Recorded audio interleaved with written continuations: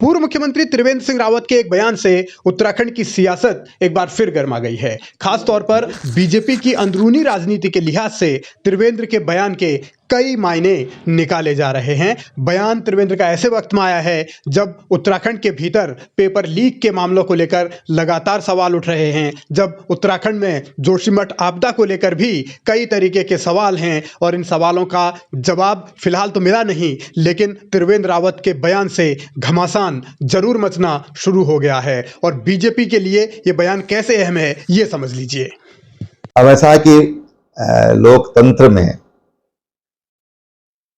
सभी लोगों पे जिम्मेदारी होती है।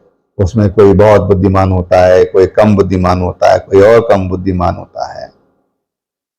अब लोकतंत्र की यही विडंबना भी है और खूबसूरती भी है कि जनता अपने प्रतिनिधियों को चुनती है, और इसलिए कई बार जो भार है ऐसे लोगों पर आ जाता है कि जो उस भार को उठाने के लायक नहीं होते हैं।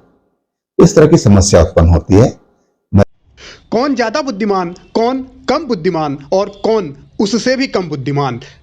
त्रिवेंद्र ने यह सवाल छोड़ा है, साथ में उन्होंने ये भी सवाल छोड़ा है कि आखिर वो कौन है या कौन था जिसको जिम्मेदारी दी गई और वो भार उठा नहीं पाया। लेकिन त्रिवेंद्र असल में नाराज क्यों हैं ये भी सुनिए। मैं समझता हूं कि प्राधिकरण जो गठित किए गए थे उनके पीछे यही सोच थी कि उत्तराखंड एक भूकंपीय दृष्टि से बहुत ज्यादा अनस्टेबल है। भूगर्भीय हालत यहाँ की बहुत अनुकूल नहीं है, और इसलिए ठीक तरीके से, व्यवस्थित तरीके से, नियोजित तरीके से निर्माण हो सके, विकास की योजनाएं हो सके, इस दिशा से विकास प्राधिकरण बनाए गए थे। तो तकलीफ तो होती है, कष्ट होता है।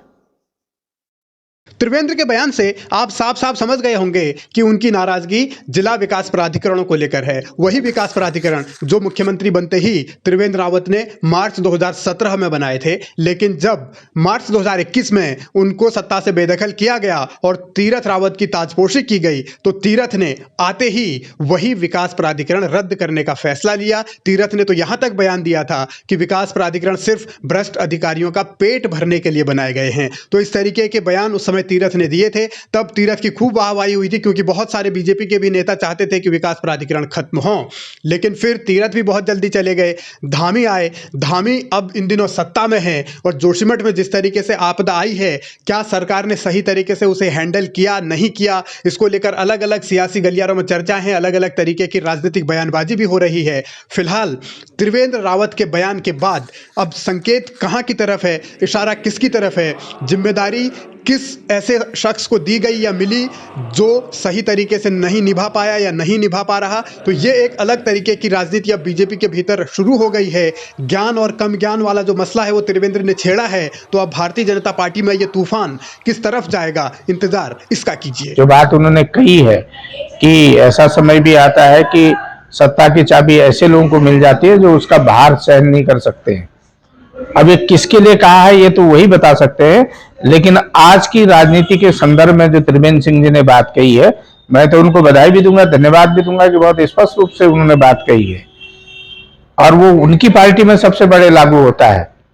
उनकी पार्टी में ये नहीं देखा जाता है ये व्यक्ति इस पद के लायक है या नहीं है, लेकिन उसको पद में बिठाया जाता है। ये भाजपा करती है।